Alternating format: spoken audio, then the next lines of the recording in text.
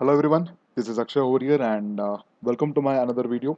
In this video for KCT and NEET preparation, we will be discussing on excretory products and their elimination. So let's get started then.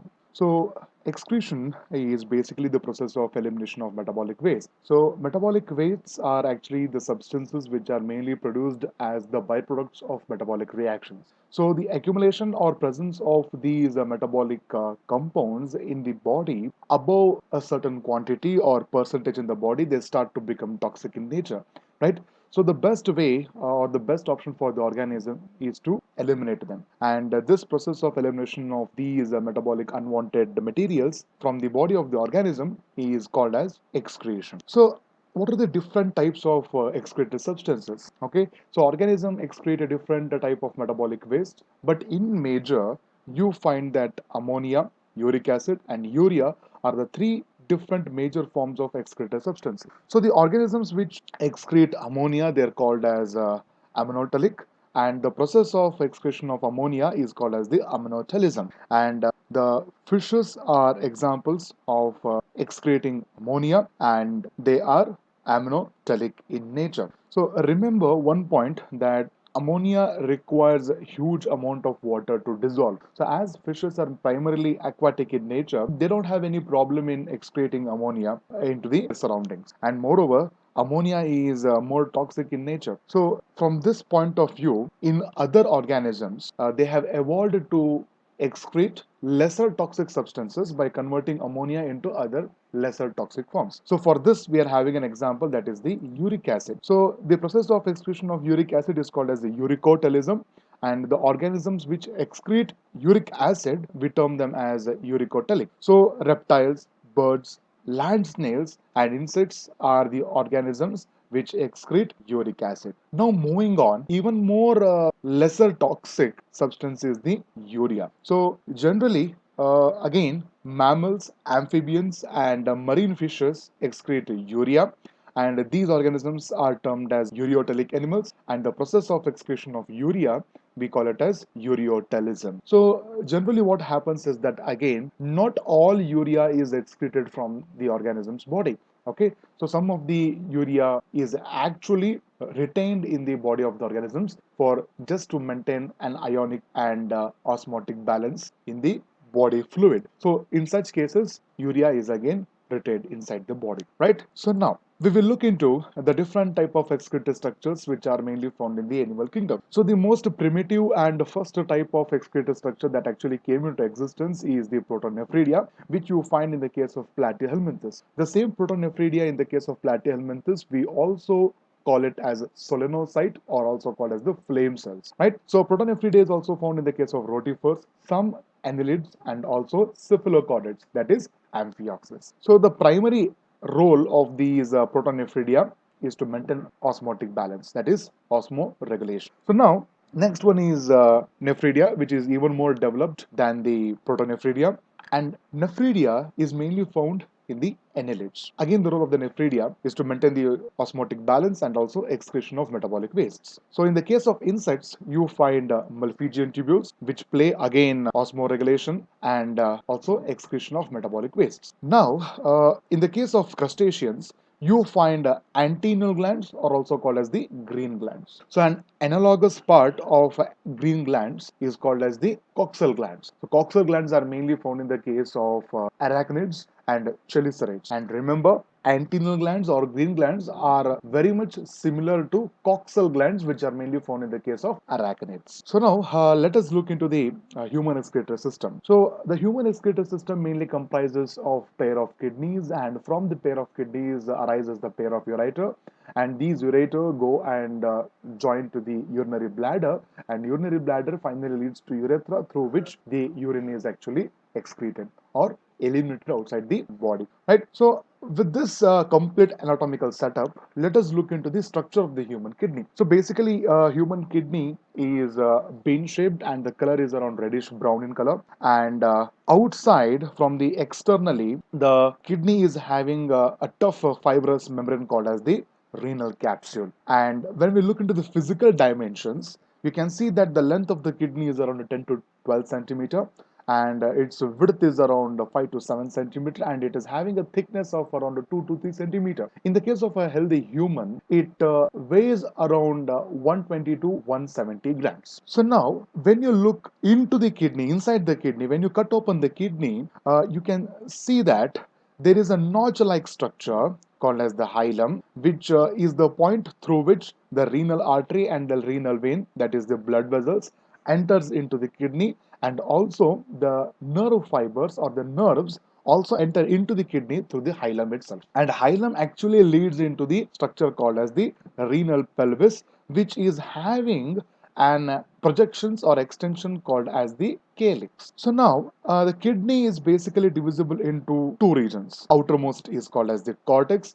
and the innermost region is called as the medulla. So now in the kidney, you find conical pyramidal like structures called as the medullary pyramid. And you can also see that the cortex actually penetrates or projects in between the medullary pyramids. Okay, it extends in between the medullary pyramids, and this penetrating cortex in between the medullary pyramid is called as the renal column, called columns of Bertini, right? So this is the overall structure of kidney, and the functional unit of the kidney is actually the nephron, as you can see over here, and each kidney is having around 1 million nephrons. So now when we look into the structure of a nephron, you can see that the nephron is mainly divisible into again two parts. The first one is called as the glomerulus, and another one is called as the renal tubule. So the glomerulus is basically tuft of capillaries. So here you find mainly an entry and exit from the glomerulus. So the one that actually brings the blood into the glomerulus is called as the afferent arteriole, and the one that actually takes away the blood from the glomerulus is called as the efferent arteriole. And the renal tubule mainly comprises of the Bowman's capsule, which actually encapsulates the glomerulus. From the Bowman's capsule, it leads into the next coiled part called as the proximal convoluted tubule. The proximal convoluted tubule leads to the a U-shaped structure called as the Henle's loop, right? And the part of the Henle's loop that actually enters into the medulla is called as the descending limb, and the part of the Henle's loop that emerges from the medulla towards the cortex is called as the ascending limb. So don't worry, this is a small error, a spelling mistake. It is not a limb, it is the limb. So same here also, descending limb. It's not descending limb, it is descending limb. This is a small error in the diagram, right? So now from the descending limb of the Henle's loop, it leads into the next part called as the distal convoluted tubule. Another coiled part is called as the distal convoluted tubule. From the distal convoluted tubule, it leads into the collecting duct. And collecting duct, all of the collecting duct of the different nephron joins into the renal pelvis, and from renal pelvis, the urine is released into the ureter, from ureter to the urinary bladder, and urinary bladder to the urethra. Through the urethra, it is excreted. So this is what actually happens over there. So now here you can find that there is a network, an intricate, complicated network of capillaries called as the peritubular capillaries, and you can see that there is a capillary network very much lying close towards the Henle's loop. And this network of capillary lying very much close to the Henle's loop is called as the vasa recta, right? So basically you find two types of nephrons in the kidneys, that is the cortical nephrons, and another one is called as the juxtamedullary nephrons. So the main difference between the cortical nephrons and the juxtamedullary nephrons is that in the cortical nephrons, the Henle's loop length is very much short. It does not extend or does not enter into the medullary part of the kidney, right? But whereas loop of Henle of juxtamedullary nephrons penetrates or enters deep into the medullary part of the kidney, hence they are called as the juxtamedullary nephrons, right? So when we compare both of these two type of nephrons, whose number is more? It is the cortical nephrons number is very much high in the case of human kidney. Around 75 to 80% is cortical nephrons, and around 15 to 20% you find juxtamedullary nephrons. Now we will look into the structure of the renal corpuscle, or also called as the Malpighian body. So what is this renal corpuscle? So from the previous diagram, we have discussed that the tuft of capillary is called as the glomerulus, which you can see over here, and encapsulating or covering this particular glomerulus is called as the Bowman's capsule. So renal corpuscle is basically both structures together. Both structures in the sense the glomerulus and Bowman's capsule collectively, both these two structures are called as the renal corpuscle or the Malpighian body, right? So now here there are some important things that you people have to consider. Okay, the first one is the diameter difference of the afferent arteriole and the efferent arteriole, right? You can see that the diameter of the afferent arteriole is a slightly more than the efferent arteriole. Okay, so this is mainly because as the blood enters into the glomerulus, a pressure gradient is actually generated because of the diameter of efferent arteriole is very much less than the afferent arteriole. A pressure gradient is actually generated inside the glomerulus, and this pressure gradient is very much important for the ultrafiltration process during the urine formation. Hence you see that there is diameter difference between the efferent and the afferent arteriole. This is the first. And also during the urine formation and collection of urine in the Bowman's capsule, you can see that the metabolic wastes from the blood actually has to pass through three different layers, right?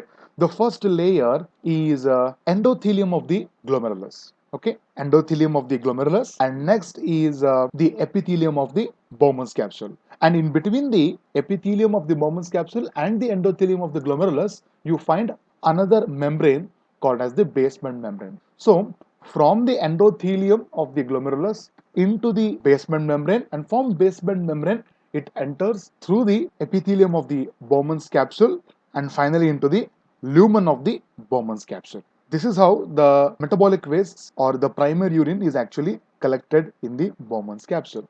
And also you can see that in this another diagram that special kind of cells from the Bowman's capsule called as the podocyte, which actually cover the capillary,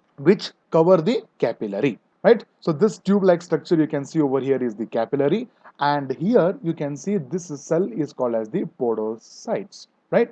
So now these foot-like extensions, okay, these foot-like extensions is actually called as the pedicels. So now what happens is that in between the foot-like extensions there is a slit-like formation. So you can see in this particular cross section of the capillary, what happens is that, so this is the foot-like extension. In this cross section diagram, you can see that this, you can see the pointer over here in the screen. So this foot-like extension is actually called as the pedicel, right? And there's a tiny gap over here. Right? So this tiny gap is called as the slit, right? So the slit is mainly formed because of a gap between the pedicels.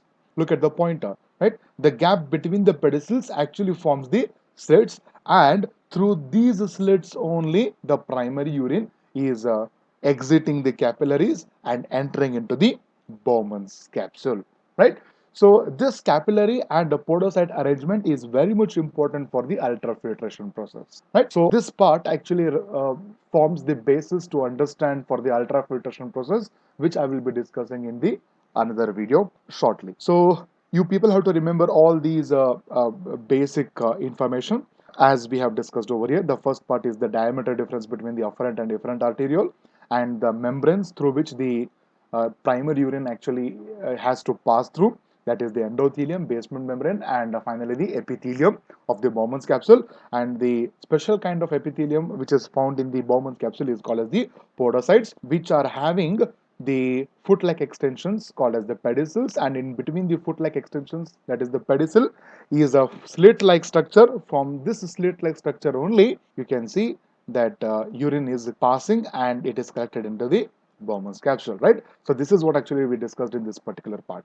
We will stop our discussion over here only, and you can see that if you found this tutorial very much helpful, then please like the video and do share it among your friends, and subscribe to this particular channel. And if you're having any queries, any doubts, please put into the comment section. Thank you.